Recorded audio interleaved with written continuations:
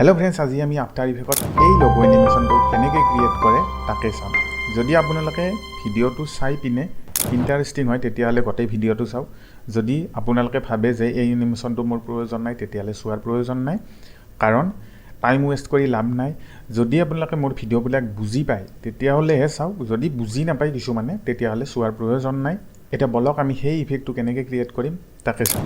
ইয়াতে আমি new composition আছে থকাৰ লগে লগে ইয়াতে এবাৰ ক্লিক কৰিম। ইয়াতে আহিব কম্পোৱান, ইয়াতে আমি লিখিম ৰেন্ডাৰ। সদায় আপোনালোকে প্ৰজেক্টবিলাকত এনেকৈ ধুনীয়াকৈ লিখি ল'ব, তেতিয়াহে আপোনালোকে বস্তুটো বুজি পাব বা ক্ৰিয়েট কৰাতে সহজ পাব। প্ৰথমৰ পৰাই অভ্যাস কৰক। এইটো মই যোনটো চাইজটো 720p ৰাখিম, কাৰণ এইটো অলপ ষ্ট্ৰং হয়। কম্পিউটাৰটো যিহেতু মোৰ ইমানখিনি ষ্ট্ৰং নহয়, গতিকে ফুল এইচডি এখন নৰ্মেল এইচডি দেখাম, যাতে আপোনালোকে প্ৰিভিউটো প্ৰপাৰ দেখা পায়। 12 আছে 720 30 fps আৰু ডিউৰেশ্যন 10 সেকেন্ড কৰি ওকে কৰি দিম। এতিয়া ওকে কৰি দিম, এনেকৈ ওকে কৰি দিব এনেকুৱা এৰৰ আহিলে। তাৰপিছত ইয়াতে ডাবল ক্লিক কৰিম। এতিয়া ডাবল ক্লিক কৰাৰ আগতে এটা বস্তু শুনক, মোক এটা লগোৰ প্ৰয়োজন হ'ব। আমি যিকোনো এটা ইয়াৰ পৰা লগো এটা লৈ ল'ম। মই পিণ্টাৰেষ্টৰ লগো এটা আনি ইয়াতে ড্ৰেগ এণ্ড ড্ৰপ কৰিছোঁ। আপোনালোকে যিকোনো ব্ৰেণ্ডৰ লগো এটা ইউজ কৰক, প্ৰেক্টিচ কৰক। তাৰপিছত এছ প্ৰেছ কৰিম, কৰি পিনে এইটো আমি এৰেঞ্জ কৰিম এনেকৈ। মোক এইখিনিমান ডাঙৰ হ'লে হৈ যাব। তাৰপিছত কি কৰিম, ইয়াতে চিলেক্ট কৰিম, ৰাইট ক্লিক কৰিম, প্ৰি কম্প'জ কৰিম।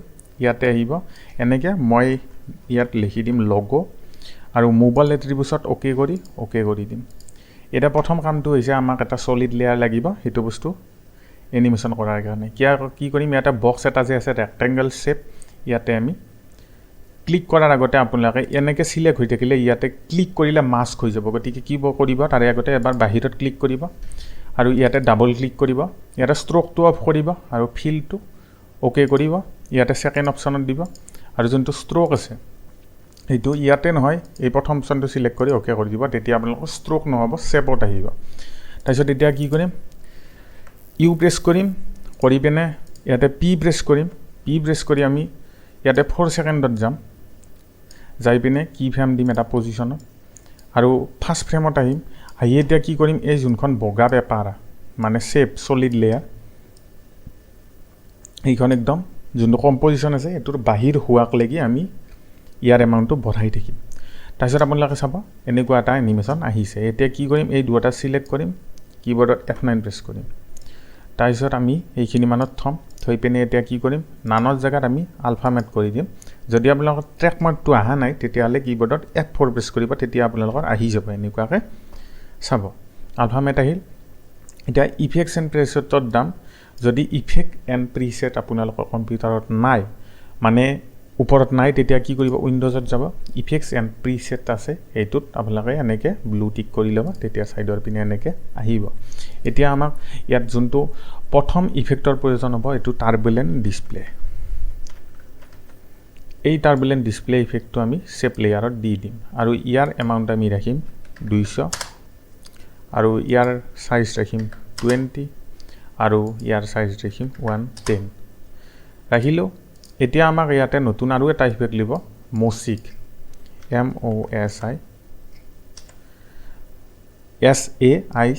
এই ছেকেণ্ড যোনটো আছে ষ্টাইলাইজ, এই ইফেক্টটোহে আমি ইয়াত ড্ৰেগ কৰিম, ওপৰতটো নকৰিব। তাৰপিছত তাৰ পিছত ইয়াতে হৰাইজেণ্টেল ব্লক যোনটো আছে সেইটোত 100 কৰিম আৰু যোনটো ভাৰ্টিকেল ব্লক আছে সেইটো 50 কৰিম। হ'ল। এতিয়া এই দুটা চিলেক্ট কৰিম, প্ৰি কম্প'জ, ইয়াতে লিখিম আমি লগো ৰিভিল কৰি মোবাইল এট্ৰিবিউটছ অ'কে কৰিম। তাৰপিছত ইয়াতে আমি চিলেক্ট কৰিম, কৰি আৰু এটা ইফেক্ট ল'ম, এইবাৰ FILL ফিল ইফেক্টটো আমি ইয়াতে ড্ৰেগ এণ্ড ড্ৰপ কৰিম, কৰি ইয়াৰ কালাৰটো আমি হোৱাইট কৰি ল'ম। এইটোক আমি ডুপ্লিকেট কৰিম, কৰি ইয়াতোক আমি আলফা ইনভাৰ্টেড মেট লগো ৰিভিল। তাৰপিছত এতিয়া আমি কি কৰিম, এই যে তলত আপোনালোকে দেখা পাইছে জুম কৰিব পাৰি টাইম লাইনটো, এইটো একদম এনেকুৱা কৰি দিম। দি এই যোনটো ড্ৰেগ কৰিব পাৰি টাইম লাইনটো, এইটো এনেকৈ লৈ আহিম। আহি ইয়াতে 3 ছেকেণ্ড আগত আমি এই ফ্ৰেমটো আগুৱাই নিম, নি পিনে এইটো আমি আৰু ক্ল'জ কৰি দিম।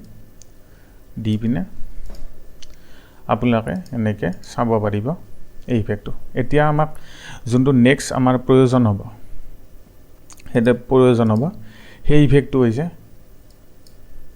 মিনিমেক্স, MINI। মিনিমেক্স ইফেক্টটো আমি সেকেন্ড লেয়াৰটো ড্ৰেগ কৰিম কৰি ম্যাক্সিমামৰ জায়গাত মিনিমাম কৰিম ৰেডিয়াস 2 কৰিম কৰি পিনে কালাৰ আলফা এণ্ড কালাৰ কৰি দিম তাৰপিছত আপোনালোকৰ কামটো হৈ যাব এই দুটা সিলেক্ট কৰিম প্ৰি কম্পোজ আমি দিম logo scan LOGOSCAN logo scan কৰি মোবাইল এট্ৰিবিউটস ওকে কৰি দিম ক্যাপছ লকটো অফ কৰি দিম এনেকুৱা হৈ যাব তাৰপিছত এইবাৰ আমি কি কৰিম লোগো ৰিভিল ইয়াতে প্ৰজেক্টত যাম যাই পেলাই লোগো ৰিভিল কমটো যে আছে এইটো আমি তলত দি দিম এইটো এৰৰ আহি থাকিব মাজে মাজে দি দিম তাৰপিছত ওপৰৰ লেয়াৰটো আমি স্কিন কৰি দিম দিয়াৰ পিছত এনেকুৱাকৈ আহিব এতিয়া আমি এই যোনটো ফাৰ্ষ্ট লেয়াৰ আছে এইটোত আমি ইফেক্ট দিম গ্লাছ CC গ্লাছ আৰু এই ইফেক্টটো দি দিম দি দিয়াৰ পিছত আপোনালোকে এনেকৈ আহিব সাৰফেসত আমি এই লাইটনেস যে আছে এইটোত আলফা কৰিম এইটোত আমি 1 কৰিম আৰু ইয়াতে -50 আৰু ডিসপ্লেসমেন্ট 200 এটো কৰি দিলো দিয়াৰ পিছত আমাক এই যোনটো প্ৰথম লেয়াৰ এই যোনটো CC গ্লাছ এটো আমি ক্লোজ কৰিম ইয়াত আমি নেক্সট ইফেক্টটো দিম ডিসপ্লেসমেন্ট ম্যাপ এই ইফেক্টটো আমি ড্র্যাগ এন্ড ড্রপ কৰিম তাৰপিছত ইয়াৰ 5 জায়গাত 0 কৰিম আৰু 5 জায়গাত ইয়াতে যোনটো ওপৰৰ ভ্যালু আছে হেতুত আমি 100 কৰি দিম দিয়াৰ পিছত এতিয়া আমি এটু ডুপ্লিকেট কৰিম কৰি পিনে ইয়াৰ এমাউন্ট 200 কৰিম কৰি পিনে এই দুটা আমি ক্লোজ কৰিম তাৰপিছত ক্লোজ কৰি পিনে ইয়াত আমি এটা ইফেক্ট দিম নেক্সট আৰু কালাৰমা COLORAMA